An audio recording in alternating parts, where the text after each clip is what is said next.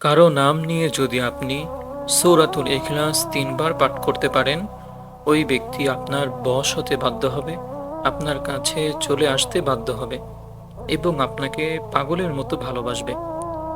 সম্মানিত প্রিয় দর্শকবৃন্দ, আজকে আমরা জানাবো যে কারো নাম নিয়ে যদি আপনি এই আমলটি করতে পারেন তো কি হবে, কিভাবে লাভ হবে এবং এই লাভটা আপনি কিভাবে অর্জন করতে পারবেন এবং এই আমলটি আপনারা কিভাবে করবেন।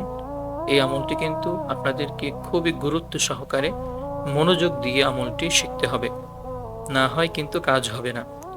সম্মানিত প্রিয় দিনে ভাই ও বোনেরা, তো যারা সালমানস ক্লিপ ইউটিউব চ্যানেলে নতুন এসেছেন, এখনও সাবস্ক্রাইব করেননি, অবশ্যই সাবস্ক্রাইব করে পাশে থাকবেন। এই চ্যানেলে আরও নতুন নতুন দোয়ার ভিডিও দেওয়া হবে ইনশাল্লাহ। তো সম্মানিত প্রিয় দিনী ভাই ও বোনেরা, আজকে আমরা জানতে চলেছি যে কারো নাম নিয়ে নামের উপরে সূরাতুল ইখলাস ৩ বার পাঠ করে যদি ফু দেওয়া হয়, যে কেউ আপনার বশ হতে বাধ্য হবে, আপনার কথা শুনতে বাধ্য হবে এবং আপনাকে পাগলের মতো ভালোবাসবে। সম্মানিত দিনী ভাই ও বোনেরা, তো এই আমলটি আপনারা কখন করবেন, কিভাবে করবেন, সেটাই বলা হবে। সর্বপ্রথম আপনি যার নাম নিয়ে আমলটি করবেন, ওই ব্যক্তির নামটি একটি সাদা কাগজের উপর লিখে নেবেন। যে কোনো সময় আপনি আমলটি করতে পারবেন, দিনে রাতে যখন আপনার সময় হয় করে নিতে পারবেন। তবে যখনই করবেন প্রতিদিন ওই সময়ই করার চেষ্টা করবেন ইনশাআল্লাহ। হ্যাঁ, আপনাদেরকে এই আমলটি লাগাতার ২১ দিন পর্যন্ত করতে হবে এবং একই সময় করতে হবে। যদি করতে পারেন তাহলে আল্লাহ তাআলার রহমতে অবশ্যই আপনি ফলাফল পাবেন। সম্মানিত দর্শক, তো এই আমলটি করার জন্য কি করবেন? ওই ব্যক্তির নামটি সুন্দর করে লিখবেন। লিখে আপনি ওই সময় বসবেন। বসে প্রথমে ৩ বার ইস্তিগফার পাঠ করবেন। আস্তাগফিরুল্লাহ, আস্তাগফিরুল্লাহ, আস্তাগফিরুল্লাহ।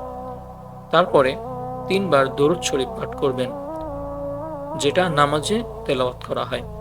আল্লাহুম্মা সাল্লি আলা মুহাম্মাদ ওয়া আলা আলি মুহাম্মাদ কামা সাল্লাইতা আলা ইব্রাহিম ওয়া আলা আলি ইব্রাহিম ইন্নাকা হামিদুম মাজিদ।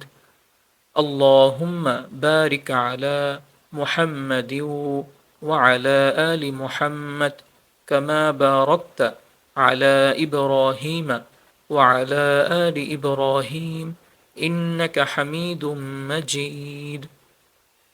এরকমভাবে সুন্দর করে আপনারা দরুদ শরীফ পাঠ করবেন। তারপরে আপনাদের কাজ হচ্ছে, আপনি এই যে সূরাতুল ইখলাস, কুল হুয়াল্লাহু আহাদ, এই সূরাতুল ইখলাস সহি শুদ্ধভাবে আপনাদেরকে ৩ বার তেলাওয়াত করতে হবে। আউযু বিল্লাহি মিনাশ শাইতানির রাজীম। বিসমিল্লাহির রহমানির রহিম।